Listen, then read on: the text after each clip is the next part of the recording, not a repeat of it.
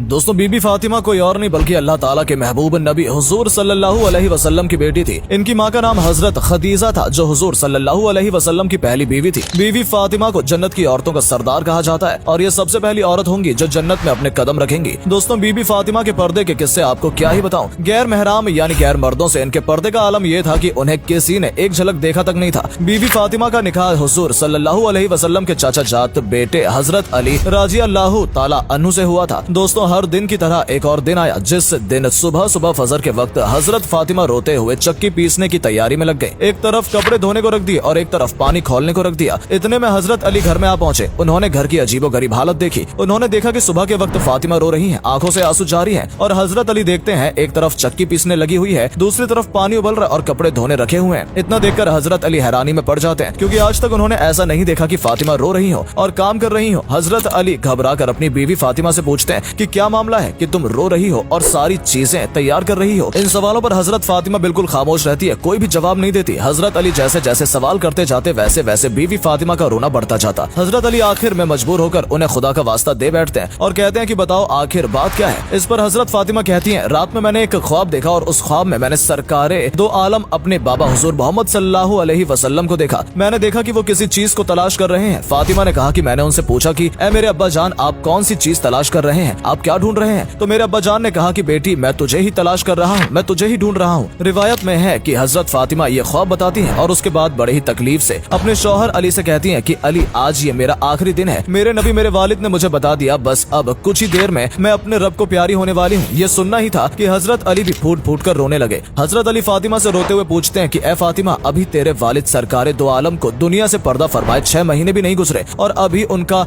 गम ही सीने पर भारी है। तू ही बता कि तेरे जाने का बोझ मैं कैसे उठाऊंगा, मैं कैसे बर्दाश्त कर पाऊंगा तेरा गम। हजरत फातिमा ने कहा कि ए अली जैसे तुमने वालिद हजरत मोहम्मद सल्लल्लाहु अलैहि वसल्लम की वफात पे सब्र कर लिया था बस वैसे ही मेरे भी रुखसत होने पर खुद पे काबू कर लेना, वैसे ही सब्र कर लेना। दोस्तों इसके बाद धीरे धीरे हजरत फातिमा की तबीयत और बिगड़ने लगी, उन्हें बुखार चढ़ने लगा। वो चक्की पीस रही थी तो हजरत अली ने उनका हाथ पकड़ लिया और कहा कि बस करो आज तुम्हारा आखिरी दिन है, तुम हम सबको छोड़कर दुनिया से पर्दा करने वाली हो। ये चक्की पीसने, ये कपड़ा धोने, ये पानी गर्म करना, ये सब तकलीफ क्यों उठा रही हो। इस पे फातिमा रोने लगती है और कहती है कि मुझे तुम्हारा भी हक अदा करना है और मुझे मेरे बेटे हसन और हुसैन का भी हक अदा करना है। मैं दुनिया से चली जाऊंगी तो मैं चाहती हूँ कि मैं अपने आखिरी काम करते जाऊँ, मैं चक्की पीस कर जाऊँ, कपड़े धुल कर जाऊँ, अपने बच्चों को नहला कर जाऊँ ताकि मेरे इंतकाल के बाद तुम्हें किसी के सामने हाथ न फैलाने पड़े। रियावत में है कि हजरत अली फातिमा को खड़ा करते हैं और दोनों रो रहे होते हैं। इतने में दोनों बच्चे हसन और हुसैन आ जाते हैं। मेरे दोस्तों जरा सोचो उस माँ बाप पर क्या गुजर रही होगी जैसे इस बात का पहले से पता है कि ये उसके सामने उसके बच्चे की आखिरी झलक है। अब आज के बाद वो अपने बच्चों को दोबारा न देख सकेगी। हजरत फातिमा अपने दोनों बच्चों को सीने से लगा लेती है। हजरत अली को रोता देख, हजरत फातिमा को रोता देख उन दोनों बच्चों को रहा नहीं गया और वो भी रोने लगे। रोते हुए दोनों बच्चों ने अपनी माँ से पूछा कि आप क्यों रो रही हैं। अपने अब्बा को रोता देख उनसे भी पूछा कि आप क्यों रो रहे हैं। अली ने कोई जवाब नहीं दिया, फातिमा ने भी कोई जवाब नहीं दिया। बस फातिमा ने अपने दोनों बच्चों को इशारा किया कि तुम दोनों मेरे वालिद अपने नाना हुजूर मोहम्मद सल्लल्लाहु अलैहि वसल्लम के कब्र पर ले जाओ। ये सुनते ही फौरन दोनों बच्चों ने माँ की बातों का मान रखा और कब्र पे चले गए। दोस्तों जैसे वो मासूम और हकीकत से अनजान बच्चे अपनी माँ को छोड़कर कब्र पे पहुंचे, जैसे ही कब्र पे जाकर खड़े हुए कब्र के अंदर से मेरे नबी की आवाज उनके कानों में पड़ गई। नबी ने कहा कि ए मेरे नवासों तुम अपनी माँ के पास चले जाओ, मेरे पास तो तुम बाद में भी आ सकते हो लेकिन आज आखिरी दिन है, इसके बाद तुम्हें अपनी माँ का चेहरा नजर नहीं आएगा। ये सुनना ही था कि दोनों मासूम बच्चे रोते हुए दौड़ते दौड़ते घर पर आ पहुंचे और देखा कि माँ भी रो रही है, बाप भी रो रहा है तो सीधे आकर माँ को गले लगा लेते हैं। धीरे धीरे वक्त गुजरकर शाम को आ पहुंचा। हजरत फातिमा का बुखार और बढ़ जाता और अब उन्हें एहसास होने लगा था कि अब उनका वक्त बिल्कुल करीब है। हजरत फातिमा का बुखार अपने जोर पर था, बिस्तर पर लेटी हुई थी। तब वो अपने शौहर हजरत अली राजी अल्लाह ताला अन्हु को करीब में बैठाती हैं और कहती हैं कि मैं 3 बातें तुम्हारे सामने रखती हूँ। पहली बात वो हजरत अली से कहती हैं कि मुझे मालूम नहीं कि तुम्हारे निकाह में आने के बाद मेरी वजह से तुम्हें कितनी तकलीफें हुई हैं, तुम्हें कितनी ही मुश्किलों का सामना करना पड़ा होगा। वो अपने शौहर से दरख्वास्त करती हैं कि अल्लाह के वास्ते मुझे मेरी वफात से पहले माफ कर दे ताकि कयामत के वक्त मुझे मेरे नबी के सामने रुस्वा न होना पड़े, मुझे मेरे वालिद के सामने जलील न होना पड़े। इस पर अली की चीखें निकली और रोते हुए फातिमा के सर पे हाथ फेरा कि तू गम मत कर, तू नबी की बेटी है और माफी तो मुझे मांगनी चाहिए कि मैं तेरा हक अदा नहीं कर सका। अली एक लंबी सांस लेते हैं और फिर कहते हैं कि मुझे मालूम है कि जब से तुम मेरे निकाह में आई हो तुम्हें 2 वक्त की रोटी भी नसीब नहीं हुई है। इतने में हजरत फातिमा अपनी दूसरी बात बोल पड़ती हैं कि ए मेरे शौहर मेरे बाद तुम्हें जिस भी औरत से निकाह करना हो कर लेना। उसके बाद अपने प्यारे बच्चों की तरफ निगाह करके कहती हैं कि अली चाहे जिससे निकाह करना लेकिन एक रात मेरे बच्चों के साथ भी गुजारना क्योंकि ये अभी बहुत छोटे और मासूम हैं, ये अपना अच्छा बुरा वक्त नहीं समझ सकते। जब ये बालिग हो जाए तो उन्हें अल्लाह के हवाले कर देना। अब तीसरी बात दोस्तों बीबी फातिमा की ये थी कि हजरत फातिमा फरमाती हैं, ऐ मेरे शौहर अली, जब मेरा इंतकाल हो जाए तो किसी को न बुलाना। इस बात पे हजरत अली हैरान होकर पूछने लगते हैं कि फातिमा आखिर ऐसा क्यों, मैं नबी की बेटी के जनाजे में आखिर क्यों किसी को न बुलाऊं। तब हजरत फातिमा रोने लगती हैं और कहती हैं कि मेरे नबी ने मुझसे कहा था कि बेटी पर्दे में रहना, मैंने अपने वालिद की बात को पूरा कर लिया, पूरी जिंदगी में किसी मर्द ने मेरे बदन को नहीं देखा, और अली मैं चाहती हूँ कि मेरे मरने के बाद कोई मेरे बदन को ना देखे। इसके बाद जहरा फातिमा ने बस कुछ आखिरी अल्फाज अपनी जबान से बयान किए। उन्होंने कहा कि ऐ अली, आज मैंने रोजा रखा है। तो हजरत अली ने जब वजह पूछी तो फातिमा ने फरमाया कि मेरे वालिद और अल्लाह के नबी ने ख्वाब में मुझसे कहा था कि बेटी सहरी अली के दस्तरखान पे कर लेना, और इंशाअल्लाह इफ्तार यहाँ मेरे दस्तरखान पर होगा। बस ये जुमला कहते ही कलमा पढ़ते हुए हजरत जहरा फातिमा जन्नत की औरतों की सरदार दुनिया से पर्दा कर लेती है। जैसे कि फातिमा ने कहा था कि रात में मेरा जनाजा उठेगा ताकि किसी को पता न चले, तो हजरत अली अपने बेटों के साथ और हजरत अबूजर दिफारी रजी अल्लाह ताला अन्हु के कंधा दिया। ये हजरत अबूजर वो था जिसे अल्लाह ने खासकर कंधा देने के लिए भेजा था। दोस्तों, हजरत फातिमा के आखिरी पल हम सबके लिए सबक था। दोस्तों, जब फातिमा को कब्र के अंदर उतारा जाने लगा तो हजरत अबूजार से हसन, हुसैन और